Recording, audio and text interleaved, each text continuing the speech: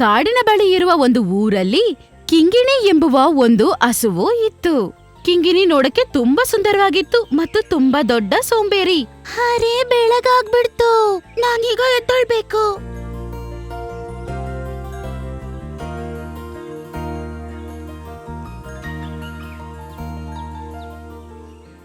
ನಂಗ್ ತುಂಬಾ ಹಸಿವಾಗ್ತಾ ಇದೆ.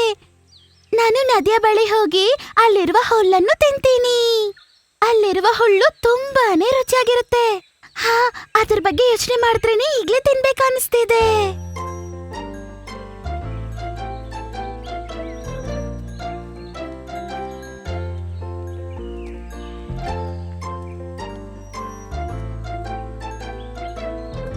ಕಿಂಗಿಣಿ, ನಿಲ್ಲು, ಒಬ್ಳೇ ಹೋಗ್ಬೇಡ, ನಾನು ಬರ್ತೀನಿ. ಆನೆಗಳ ಗುಂಪು ನದಿಯ ಬಳಿ ಬಂದಿರುತ್ತೆ. ಒಬ್ಳೆ ಹೋಗೋದು ತುಂಬಾ ಅಪಾಯಕಾರಿ. ಏನಾಗಲ್ಲ ಅಮ್ಮ, ನಾನು ಭದ್ರವಾಗಿರ್ತೀನಿ. ಏನ್ ಮಾಡ್ಲಿ, ಏನ್ ಹೇಳಿದ್ರು ಕೇಳೋದಿಲ್ಲ.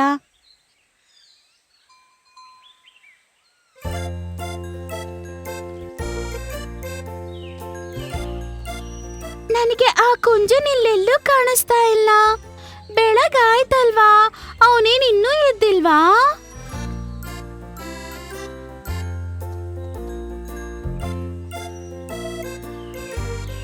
ನನ್ಗವನ್ ಎಲ್ಲೂ ಇಲ್ಲೂ ಕಾಣಿಸ್ತಿಲ್ಲ.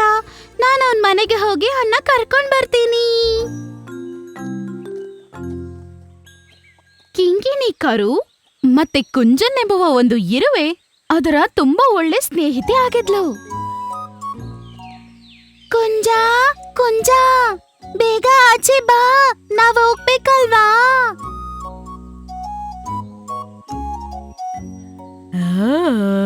ನೋಡ್ತಿದ್ರೆ ಬೆಳಗಾದಂಗ ಅನಿಸ್ತದೆ. ಅರೆ, ಏನು ಕಿಂಗಿಣಿ, ಬೆಳಗ್ಗೆ ಎಳ್ಳೊರಟೆ? ಬೇಗ ಬಾ, ನಂಗ್ ತುಂಬಾ ಹಶ್ವಾಗ್ತಿದೆ. ನದಿ ಹತ್ರ ಹೋಗಿ ಅಲ್ಲಿರುವ ಹುಲ್ಲು ತಿನ್ಬೇಕಂತ ಆಸೆ. ಹಾಗಾದ್ರೆ ನೀನ್ ಬೇಗ ಹೋಗಿ ಹುಲ್ಲು ತಿನ್ಬಿಟ್ಟು ಬೇಗ ಬಾ. ನೆನ್ನೆನೆ ನನ್ ಬೇಕಾದ ಆಹಾರ ಅಲ್ಲ ಮನೇಲಿ ತುಂಬಿಸಿಟ್ಟಿದ್ದೇನೆ. ಹಂಗ್ ಹೇಳ್ಬೇಡ ಕುಂಜ, ನನ್ ಜೊತೆ ಬರಲ್ಲ ಅಂತ ಹೇಳೋದು ಸರಿ ಇಲ್ಲ. ಆನೆಗಳ ಗುಂಪು ಆಲ್ರೆಡಿ ನದಿ ಹತ್ರ ಬಂದಿರುತ್ತೆ. ಮಾನ್ಯ ನಾನೇ ತುಂಬಾನೇ ಕೆಟ್ಟವನು. ನನ್ನ ನೋಡ್ದಾಗಲ್ಲ ನನ್ನನ್ನ ಇಟ್ಕೊಳಕ್ ಬರ್ತಾನೆ. ಅವನು ನನ್ನನ್ನ ಹುಲ್ಲು ತಿನ್ನೋದಕ್ಕೆ ಬಿಡೋದೇ ಇಲ್ಲ. ಅವನು ಹುಲ್ಲು ತಿನ್ನಲ್ಲ, ನನ್ನನ್ನ ಕೂಡ ತಿನ್ನಕ್ ಬಿಡೋದಿಲ್ಲ. ಹಾ, ಹಂಗ ಸರಿ. ಅದಕ್ ನಾನ್ ಬಂದು ಏನ್ ಮಾಡ್ಲಿ? ನೀನು ನನ್ ಜೊತೆ ಇದ್ರೆ ಮಾತ್ರ ಸಾಕು. ನಾನು ಹುಲ್ಲನ್ನು ತಿನ್ನುವ ಸಮಯದಲ್ಲಿ ನೀನು ನದಿಯ ಕಡೆ ಗಮನ ಕೊಡು. ಅವ್ರು ಆಚೆ ಬರ್ತಿದಾರೆ ಅಂತ ಗೊತ್ತಾಗುವಾಗ ನಾವಿಬ್ರು ಅಲ್ಲಿಂದ ಓಡೋಗ್ಬಿಡೋಣ. ಓ, ಅದೇನಾ ವಿಷಯ? ಹಾಗಾದ್ರೆ ನಾನ್ ಬರ್ತೀನಿ. ಕುಂಜನ್ ಮತ್ತೆ ಕಿಂಗಿಣಿ ಇಬ್ರು ನದಿಯ ಬಳಿ ಹೋಗ್ತಾರೆ. ಅರೆ ಕಿಂಗಿಣಿ, ನಾವು ಆ ಮಾನ್ಯನ ಆನೆನ ಅಷ್ಟು ಸುಲಭವಾಗಿ ಹೋಗಕ್ ಬಿಡ್ಬಾರ್ದು. ಅವನೇನು ಆ ಹುಲ್ಲನ್ನ ತಿನ್ನಲ್ಲ, ಮತ್ತೆ ನಿನ್ನನ್ನು ತಿನ್ನಕ್ ಬಿಡಲ್ಲ. ಇದು ತುಂಬಾ ಕೆಟ್ಟ ವಿಷಯ ಅಲ್ವಾ? ಹಾ, ನೀನೇನೋ ಸರಿಯಾಗಿ ಹೇಳ್ತಿದ್ಯಾ. ಆದ್ರೆ ನಾವು ಆನೆಗಳ ಜೊತೆ ಏನಾದ್ರೂ ಮಸ್ತಿ ಮಾಡಿದ್ರೆ ಅವ್ರು ನಮ್ಮನ್ನ ಸುಮ್ನೆ ಬಿಡಲ್ಲ. ಆನೆಗಳು ತುಂಬಾನೇ ಶಕ್ತಿಶಾಲಿಯಾಗಿರ್ತವೆ. ನಮ್ ಕೈಲವ್ರನ್ನ ಸೋಲ್ಸಕ್ಕೆ ಆಗೋದಿಲ್ಲ. ಆದ್ರಿಂದಾನೇ ಮನೆಯ ಆನೆಗೆ ತುಂಬಾನೇ ಅಹಂಕಾರ. ಅವನ ಅಹಂಕಾರವನ್ನು ಇವತ್ತು ನಾನು ಭಸ್ಮ ಮಾಡ್ತೀನಿ. ನೀನು ತುಂಬಾ ಚಿಕ್ಕದಾಗಿದೀಯ, ಅದರ ಜೊತೆ ನಿನ್ ಕೈಲಿ ಜಗಳ ಮಾಡಕ್ಕಾಗಲ್ಲ. ಆ ಆನೆ ನಿನ್ ಮೇಲೆ ಕಾಲಿಟ್ರೆ ಸಾಕು, ದಡಾಮ್. ಮತ್ತೆ ಬೇರೆ ವಿಷಯ ನಿಂಗ್ ಗೊತ್ತೇ ಇರುತ್ತೆ. ಹಾ, ನಾನು ಚಿಕ್ಕದಾಗೇ ಇದ್ದೀನಿ, ಅದೇನೋ ನಿಜ. ಆದ್ರಿಂದ ನನ್ ಕೈಲಿ ಕೂಡ ತುಂಬಾ ವಿಷಯಗಳು ಮಾಡಕ್ಕಾಗತ್ತೆ. ಸರಿ, ಬಾ ನೋಡೋಣ ಈ ಚಿಕ್ಕ ಕುಂಜನ್ ಆನೆಗಳನ್ನ ಏನ್ ಮಾಡತ್ತಂತ. ನೀನು ಬರೀ ನೋಡ್ತಿರು, ನನ್ ಕೈಲಿ ಏನ್ ಮಾಡಕ್ಕಾಗತ್ತೆ ಅಂತ ನಾನ್ ನಿನಗೆ ತೋರಿಸ್ತೀನಿ. ಹೋಗು, ನೀನ್ ಹೇಳೋದ್ ಕೇಳ್ತಿದ್ರೇನೆ ನನಗೆ ತುಂಬಾ ಭಯ ಆಗ್ತಾ ಇದೆ. ಅರೆ, ಭಯ ಪಡ್ಬೇಡ.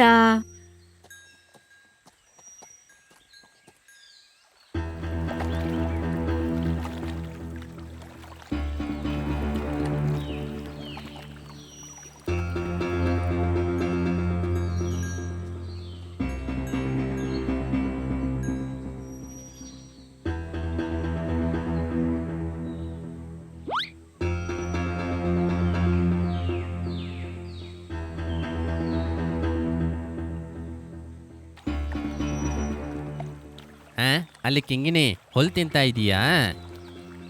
ಅದಕ್ಕೆ ಇವತ್ತು ಎಲ್ಲಿಂದ ಆ ಧೈರ್ಯ ಬಂತು? ಅದು ನನ್ನ ಇಲ್ಲಿ ನೋಡೇ ಇಲ್ವಾ? ಪರವಾಗಿಲ್ಲ, ನಾನು ಹೋಗಿ ಮಾತಾಡ್ತೀನಿ.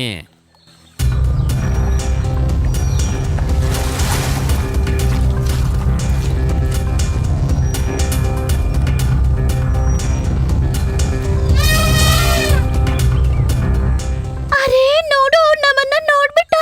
ಈಗ ನಾವೇನ್ ಮಾಡೋದು? ನೀನು ಏನು ಯೋಚನೆ ಮಾಡದೆ ಹೊಟ್ಟೆ ತುಂಬಾ ಹುಲ್ಲನ್ನು ತಿನ್ನು. ನಾನು ಅಷ್ಟು ಜೋರಾಗಿ ಕೂಗ್ದೆ, ಆದರೂ ಕೂಡ ನನ್ನ ಮಾತಿಗೆ ಬೆಲೆನೇ ಇಲ್ವಾ? ನಾನು ಹೋಗಿ ಅವ್ರನ್ನ ಹಿಡಿಲೇಬೇಕೀಗ.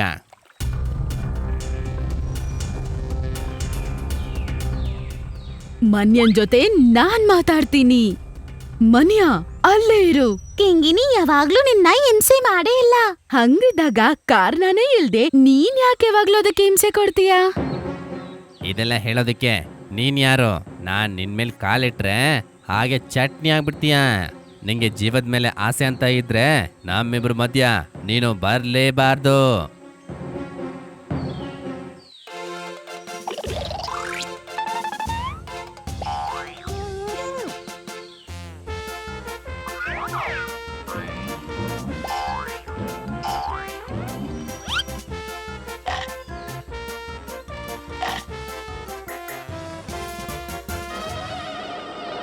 ಪುಂಜ, ತುಂಬ ನೋವಾಗ್ತಾ ಇದೆ. ದಯವಿಟ್ಟು ನನ್ನ ಸೊಂಡ್ಲಿಂದ ಹೊರಗಡೆ ಬಂದ್ಬಿಡು. ನಾನಿಲ್ಲಿಂದ ಅಷ್ಟು ಸುಲಭವಾಗಿ ಆಚೆ ಬರೋದಿಲ್ಲ. ನೀನು ಕಿಂಗನಿಗೆ ಇನ್ಮೇಲೆ ಏನು ತೊಂದರೆ ಕೊಡೋದಿಲ್ಲ ಅಂತ ನನಗೆ ಪ್ರಮಾಣ ಮಾಡಿದ್ರೆ ಮಾತ್ರ ನಾನು ಆಚೆ ಬರ್ತೀನಿ. ಕುಂಜ, ಇಲ್ಲ ಕುಂಜ, ಇನ್ ಮುಂದೆ ಕಿಂಗಿನಿಗೆ ನಾನು ತೊಂದರೆನೇ ಕೊಡೋದಿಲ್ಲ. ದಯವಿಟ್ಟು ಹೊರಗಡೆ ಬಂದ್ಬಿಡು.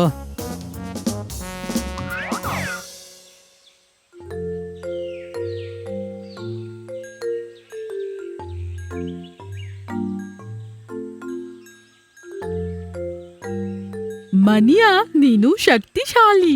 ಆದ್ರೆ ಬೇರೆಯವ್ರನ್ನ ಭಯ ಪಡಿಸೋದಕ್ಕೆ ಆ ಶಕ್ತಿಗಳನ್ನ ನೀನು ಉಪಯೋಗ ಮಾಡಬಾರ್ದು.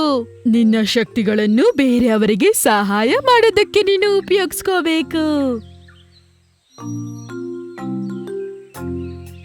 ಅವತ್ತಿಂದ ಮನಿಯನಾನೆ ಯಾವೊಂದು ಜಂತುಗೂ ತೊಂದರೆಯನ್ನು ಕೊಟ್ಟಿಲ್ಲ. ಅದು ಮಾತ್ರ ಅಲ್ಲ, ಕುಂಜನ್, ಕಿಂಗಿನಿ ಮತ್ತೆ ಮನಿಯನ್ ತುಂಬಾನೇ ಒಳ್ಳೆ ಸ್ನೇಹಿತರಾಗ್ಬಿಟ್ರು.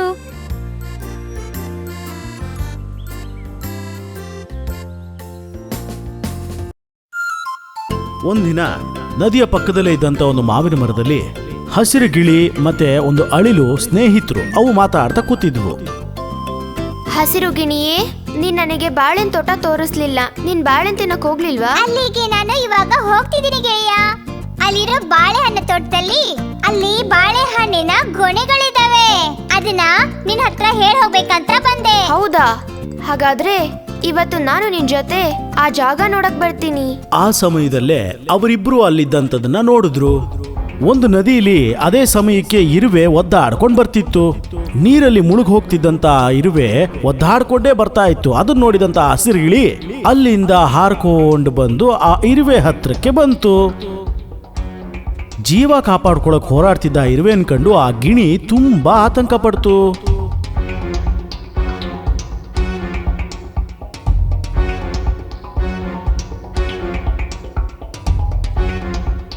ಒಂದು ನಿಮಿಷನೂ ಯೋಚನೆ ಮಾಡಿದಂತ ಆ ಗಿಳಿ ಮತ್ತೆ ವಾಪಸ್ ಮರದತ್ರ ಹೋಗಿ ಒಂದು ಎಲೆನ ತಗೊಂಡು ಕಿತ್ಕೊಂಡ್ಬಂದು ಆ ಇರುವೆ ಪಕ್ಕ ಹಾಕ್ತು. ಆ ಇರುವೆ ಆ ಎಲೆ ಮೇಲೆ ಹತ್ಕೊಂಡು ಒಂದ್ ರೀತಿಯಿಂದ ಜೀವ ಕಾಪಾಡ್ಕೋತು.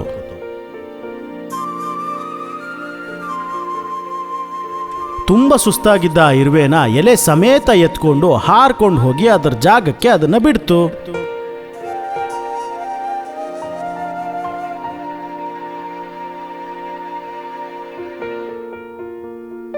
ಗಿಳಿಯೇ, ನೀನು ಸರಿಯಾದ ಸಮಯಕ್ಕೆ ಬಂದು ನನ್ನನ್ನು ಕಾಪಾಡ್ದೆ. ನೀನ್ ಬರ್ದೇ ಇದ್ದಿದ್ರೆ ನಾನು ನದಿಲ್ ಮುಳುಗಿ ಸತ್ತೋಗಿರ್ತಿದ್ದೆ. ಆ ಪರಿಸ್ಥಿತಿಯಲ್ಲಿ ನಿನ್ನನ್ನ ಕಾಪಾಡೋದು ಅದು ನನ್ನ ಅದೃಷ್ಟ ಅಂತ ಹೇಳ್ತೀನಿ. ಏನು, ನಿನ್ನ ಅದೃಷ್ಟನಾ? ಹೌದು, ಅದರಿಂದ ನಾನು ನಿನ್ನನ್ನ ಕಾಪಾಡೋದಕ್ಕೆ ಸಾಧ್ಯ ಆಯ್ತು. ಒಂದು ಜೀವನ ಉಳಿಸ್ದೆ ಅಲ್ವಾ, ಅದೇ ಅದೃಷ್ಟ ಅಂತ ಹೇಳಿದೆ.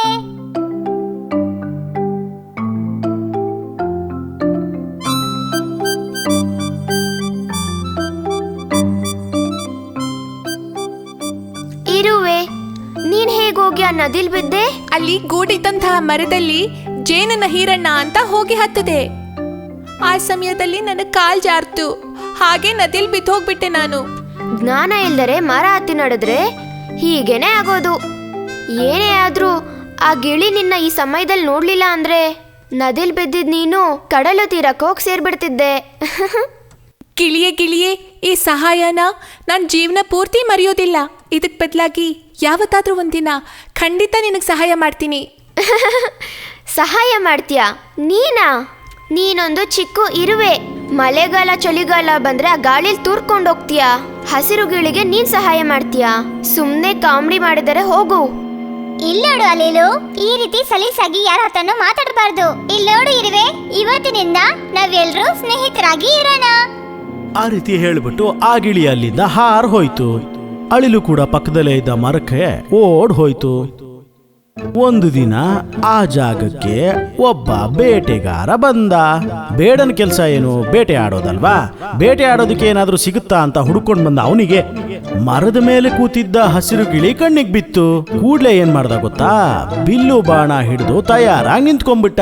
ಅದೇ ಸಮಯಕ್ಕೆ ಊಟ ತಗೊಂಡು ಹೋಗ್ತಿದ್ದ ಇರುವೆ ಅವನನ್ನ ನೋಡ್ತು. ಬೇಟೆಗಾರ ಏನ್ ಮಾಡ್ತಾನೆ ಅನ್ನೋದು ಇರುವೆಗೆ ಅರ್ಥ ಆಗೋಯ್ತು. ಆ ಬೇಟೆಗಾರ ಪಾಪ ಆ ಗಿಳಿ ಮೇಲೆ ಗುರಿ ಇಟ್ಟಿರೋ ಹಾಗಿದೆ. ಹೇಗಾದ್ರೂ ಆ ಗಿಳಿನ ಕಾಪಾಡೋದಕ್ಕೆ ನಾನು ದಾರಿ ಹುಡುಕ್ಬೇಕು. ಇರುವೆ ಅಲ್ಲಿಂದ ಬೇಗ ಓಡ್ ಹೋಗಿ ಬೇಡನ ಕಾಲ್ ಹತ್ರ ಹೋಯ್ತು. ಹೋಗಿ ಏನ್ ಮಾಡ್ತು? ಸರಿಯಾಗಿ ಕಚ್ತು ಒಂದ್ಸರಿ.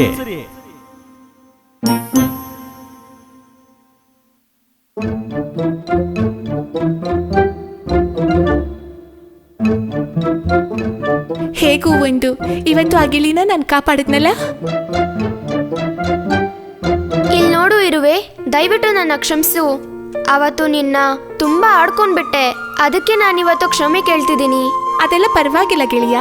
ಭೂಮಿಲಿ ಒಂದೊಂದು ಜೀವಕ್ಕೂ ಕೂಡ ಅವ್ರವ್ರದೇ ಆದಂಥ ಶಕ್ತಿಗಳಿರುತ್ತೆ. ಅದರಲ್ಲಿ ಚಿಕ್ಕದು ದೊಡ್ಡದು ಅಂತ ಯಾವತ್ತೂ ತುಲನೆ ಮಾಡಬಾರ್ದು.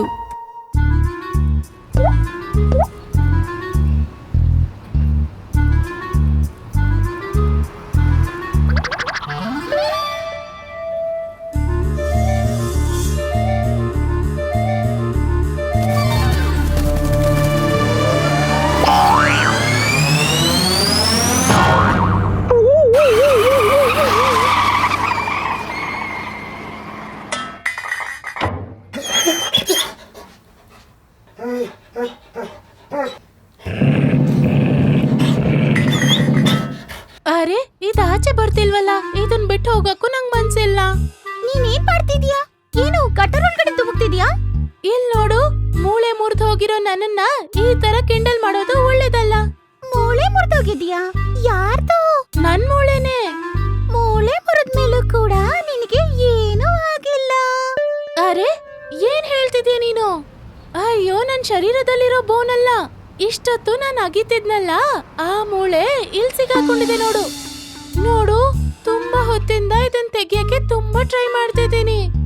ಇಷ್ಟೊತ್ತು ನೀನ್ ಪ್ರಯತ್ನ ಪಟ್ಟ ಮೇಲೂ ಸಹ ನಿನ್ ಕಾಲದನ್ನ ಆಚೆ ತೆಗಕ್ಕಾಗಿಲ್ಲ. ಈಗೇನಪ್ಪಾ ಅಂದ್ರೆ ನಿನ್ ಕೈಲಾಗತ್ತಾ ಅಂತ ಕೇಳ್ತಿದ್ಯಾ? ಏನ್ ಮಾತಾಡ್ತಿದ್ಯಾ ನೀನು? ಹೌದಾ? ಮತ್ತೀಗ ಏನ್ ಮಾಡೋದು? ನೀನ್ ಬೇಕಂದ್ರೆ ಒಂದ್ ಕೆಲ್ಸ ಮಾಡ್ಬೋದು. ನಾನು ಏನ್ ಬೇಕಾದ್ರೂ ಮಾಡ್ತೀನಿ. ಹೇಳು, ಏನ್ ಮಾಡ್ಲಿ? ಈ ಮೂಳೆಯ ಬಗ್ಗೆ ಮರ್ತೋಗು. ಹೋ, ಅದು ಬೋನ್ ಅಲ್ವಾ? ನನ್ಗೆ ಮರೆಯಕ್ಕೆ ಆಗ್ತಿಲ್ಲ. ಮುಗ್ದೋಗಿರೋ ವಿಷಯಗಳ ಬಗ್ಗೆ ಯೋಚನೆ ಮಾಡೋದು ಒಳ್ಳೇದಲ್ಲ ಬಿಡು ಸ್ನೇಹಿತಿ.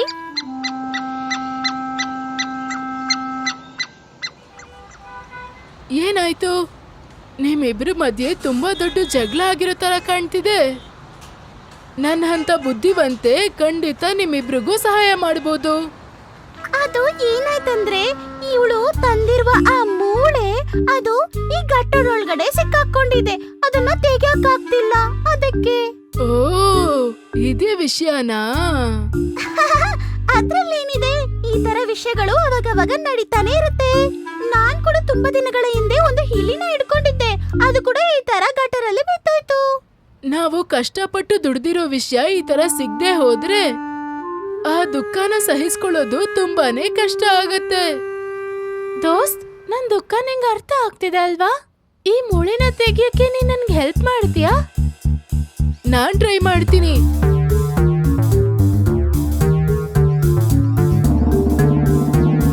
ಓಹೋ, ಇದು ಆಚೆ ಬರ್ತಿಲ್ಲ. ನನಗೆ ಮೊದಲೇ ಗೊತ್ತಿತ್ತು ಅದು ಖಂಡಿತ ಆಚೆ ತೆಗೆಯಕ್ಕಾಗೋದಿಲ್ಲ ಅಂತ. ಆದ್ರಿಂದಾನೇ ನಾನು ಪ್ರಯತ್ನ ಕೂಡ ಪಟ್ಟಿಲ್ಲ. ಅಯ್ಯೋ ಛೆ, ನನ್ ಕೈಯಲ್ಲೂ ಈ ಮೂಳೆನ ಆಚೆ ತರಕ್ಕಾಗ್ಲಿಲ್ಲ. ಇನ್ಮೇಲೆ ಇದನ್ ತೆಗಿಯಕ್ ಹೋಗಿ ಟೈಮ್ ವೇಸ್ಟ್ ಮಾಡೋದನ್ನ ಬಿಟ್ಬಿಡು. ಆದ್ರೆ ಇದನ್ನ ಹೀಗೆ ಬಿಟ್ಟು ಹೋಗಕ್ಕೆ ನನಗೆ ಇಷ್ಟ ಆಗ್ತಿಲ್ಲ. ನಿನ್ನತ್ರ ಮಾತಾಡಿದ್ದು ಏನೂ ಪ್ರಯೋಜನನೇ ಇಲ್ಲ. ನೀನು ಹುಷಾರೇ ಇಲ್ಲ, ಅದೇ ಸಮಸ್ಯೆ.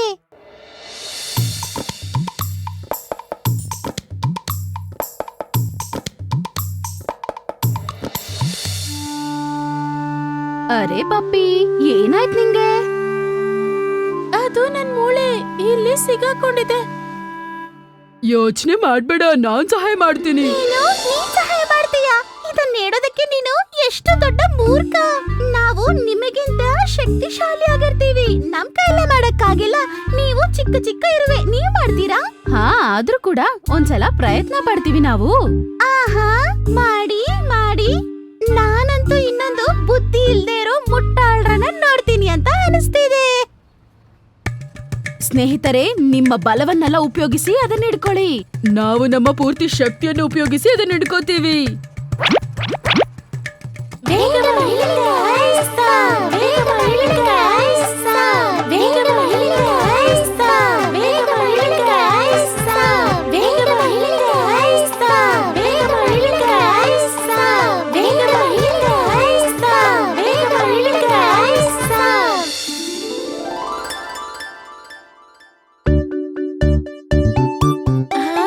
ಸ್ನೇಹಿತರೆ, ಇದನ್ನು ತೆಗೆದಿದ್ದಕ್ಕೆ ನನ್ನ ಧನ್ಯವಾದಗಳು. ನನ್ ಕೈಯಲ್ಲಿ ನಂಬಕ್ಕೆ ಆಗ್ತಾ ಇಲ್ಲ. ಇರುವೆಗಳು ಮ್ಯಾಜಿಕ್ ಮಾಡ್ಬಿಡ್ತು. ಸ್ನೇಹಿತರೆ, ನೀವು ಕೂಡ ನಮ್ ತರಾನೇ ಎಲ್ಲರೂ ಒಟ್ಟುಗೂಡಿ ಪ್ರಯತ್ನ ಪಟ್ಟಿದ್ರೆ ಖಂಡಿತ ನೀವು ಕೂಡ ಮೂಳೆಯನ್ನು ಆಚೆ ತೆಗಿಬಹುದಾಗಿತ್ತು. ಆದ್ರೆ ನೀವು ಒಬ್ಬೊಬ್ರೇ ಪ್ರಯತ್ನ ಪಟ್ಟಿದ್ದೀರಾ, ಅದಕ್ಕೆ ನಿಮ್ ಕೈಲಾಗಿಲ್ಲ. ನೀವ್ ಹೇಳಿದ್ದು ನಿಜಾನೇ. ನಾವು ಒಟ್ಟಿಗೆ ಸೇರಿ ಕೆಲ್ಸ ಮಾಡಿದ್ರೆ ಖಂಡಿತ ಫಲ ಸಿಗತ್ತೆ.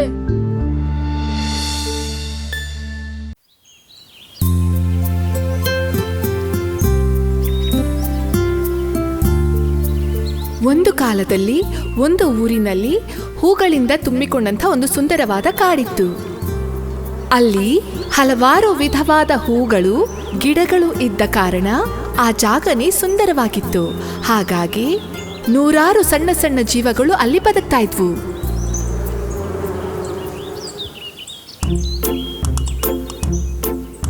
ಆ ಗುಂಪಿನಲ್ಲಿ ಒಂದು ಮಿಡಿತೆನೂ ಬದುಕ್ತಾ ಇತ್ತು.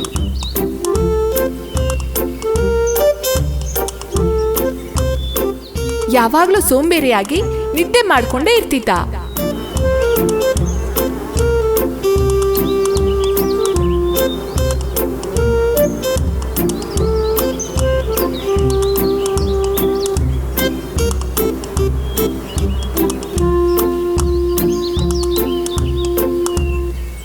ಸ್ನೇಹಿತರುಗಳೇ, ಇದಕ್ಕೋಸ್ಕರ ನೀವು ಯಾವಾಗಲೂ ಕಷ್ಟ ಬೀಳ್ತಿರ್ತೀರಲ್ಲ, ನಿಮಗೆ ವಿಶ್ರಾಂತಿ ಮಾಡುವ ಅವಶ್ಯಕತೆ ಇಲ್ಲವಾ?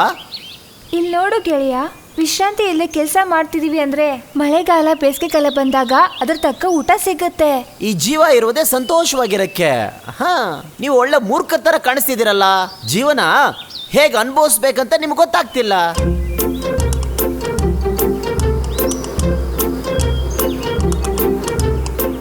ಇಲ್ಲಿ ನೋಡಿ ಸ್ನೇಹಿತರೆ, ಆಗ ಸಿಕ್ಕಿದ್ದನ್ನು ಆಗಲೇ ತಿಂದು ಎಂಜಾಯ್ ಮಾಡಬೇಕು ಸ್ನೇಹಿತರೆ. ಈ ಥರ ಕೂಡಿಟ್ಟಿರೋದ್ರಿಂದ ಏನು ಪ್ರಯೋಜನ ಹೇಳಿ ಸ್ನೇಹಿತರೆ? ಎಲ್ಲ ಕಾಲದಲ್ಲೂ ಇಷ್ಟು ಸುಲಭವಾಗಿ ಜೇನುತುಪ್ಪ ಸಿಗಲ್ಲ ಗೆಳೆಯ. ಮಳೆಗಾಲ ಬೇಸಿಗೆಗಾಲ ಜೇನುತುಪ್ಪ ಸಿಗ್ದಲೇ ಇದ್ದಾಗ ನಾವೀಗ ನೋಡಿ ನೋಡಿ ಶೇಖರಣೆ ಮಾಡಿಡೋದು ಒಳ್ಳೇದಲ್ವಾ? ಅದೆಲ್ಲ ಜೇನು ಕಿತ್ತವ್ರು ಬಂದು ಕಿತ್ಕೊಂಡು ಹೋಗ್ಬಿಡ್ತಾರೆ.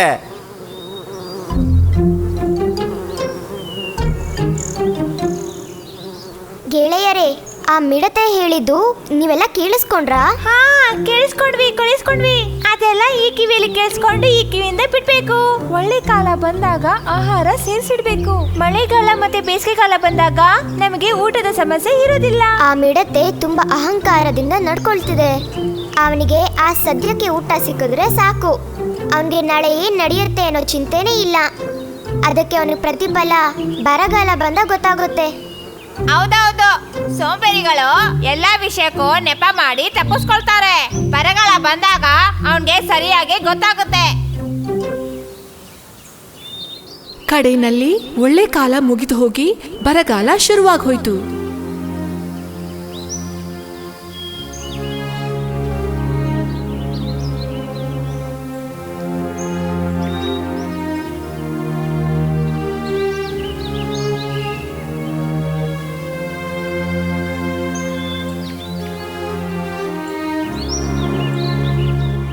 ಅದನ್ನೆಲ್ಲ ನೋಡಿದಂಥ ಆ ಮಿಡತೆಗೆ ಆಶ್ಚರ್ಯನೂ ಮನಸ್ಸಿಗೆ ನೆಮ್ಮದಿಯೂ ಆಯ್ತು. ಅವ್ರ ಹತ್ರ ಸ್ವಲ್ಪ ಸಹಾಯ ಕೇಳ್ಬೋದಲ್ವಾ? ಅದಕ್ಕೋಸ್ಕರ ಅವನು ಮೊದಲೇ ಆ ದುಂಬಿಗಳ ಜೇನುಗೂಡು ಪಕ್ಕದಲ್ಲಿ ನಿಂತ. ಸ್ನೇಹಿತರೆ, ನೀವೆಲ್ಲ ತುಂಬಾ ಚೆನ್ನಾಗಿದ್ದೀರಲ್ವಾ? ಹೌದು, ನಾವೆಲ್ಲರೂ ಚೆನ್ನಾಗಿದ್ದೀವಿ. ಹೌದು, ನೀನ್ ಯಾಕೆ ನಮ್ಮನ್ನೀಗ ಹುಡ್ಕೊಂಡು ಬಂದಿದ್ಯಾ? ನನ್ನಿಂದ ಈ ಹಸುವನ್ನು ತಡೆಯಕ್ಕಾಗ್ತಾ ಇಲ್ಲ. ನೀವು ನನಗೇನಾದರೂ ಆಹಾರನ ಕೊಡಕ್ಕಾಗುತ್ತಾ? ನಾವು ಕಷ್ಟಪಟ್ಟು ಸೇರಿಸಿರೋ ಜೇನು ಸ್ವಲ್ಪ ಮಾತ್ರ ಇದೆ ನಮ್ಮ ಹತ್ರ, ಜಾಸ್ತಿ ಇಲ್ಲ. ಅದು ನಮ್ಗೆ ಸಾಕಾಗಲ್ಲ. ನೀನು ಹಾಡಾಡ್ಕೊಂಡು ಯಾವಾಗ್ಲೂ ಹಂಗೆ ಇರ್ತೀಯಲ್ವಾ? ಅದೇ ತರ ಹಾಡು ಹೇಳ್ತಾ ಇರು, ಹಶ್ವೆಲ್ಲ ಹೊಟ್ಟೋಗತ್ರೆ. ಜೀವನನ ಎಂಜಾಯ್ ಮಾಡಪ್ಪ. ಅವ್ರ ಹತ್ರದಿಂದ ಯಾವುದೇ ಸಹಾಯ ಸಿಗೋದಿಲ್ಲ ಅಂತ ಗೊತ್ತಾದ್ಮೇಲೆ ಆ ಮಿಡತೆ ತುಂಬಾ ಚಿಂತೆಯಿಂದ ನಡೆಯೋದಕ್ಕೆ ಶುರು ಮಾಡ್ತು. ಅವನು ಸೀದಾ ಇರುವೆಗಳ ಗೂಡಿನ ಹತ್ರ ಹೋದ. ಸ್ನೇಹಿತರೆ, ನನಗೆ ತುಂಬಾ ಹೊಟ್ಟೆ ಹಸಿವಾಗ್ತಿದೆ. ತಿನ್ನಕ್ಕೇನಾದ್ರೂ ಇದೆಯಾ? ನೀವು ತಿನ್ನುವ ಆಹಾರ ನನಗೂ ಕೊಟ್ಟು ಸ್ವಲ್ಪ ಪುಣ್ಯ ಕಟ್ಕೊಳ್ಳಿ. ಸರಿ ಸರಿ, ನಿನಗೆ ಸ್ವಲ್ಪ ಆಹಾರ ಕೊಡ್ತೀವಿ. ನಿನ್ನ ಈ ಪರಿಸ್ಥಿತಿ ನೋಡ್ತಿದ್ರೆ ನಿಮಗೆ ನಾನು ಸಹಾಯ ಮಾಡ್ತೀನಿ. ಇನ್ಮೇಲಾದ್ರೂ ನೀನು ಇದರಿಂದ ಸರಿಯಾಗಿ ಪಾಠ ಕಲಿಬೇಕು. ಏನು ಅರ್ಥ ಆಯ್ತಾ?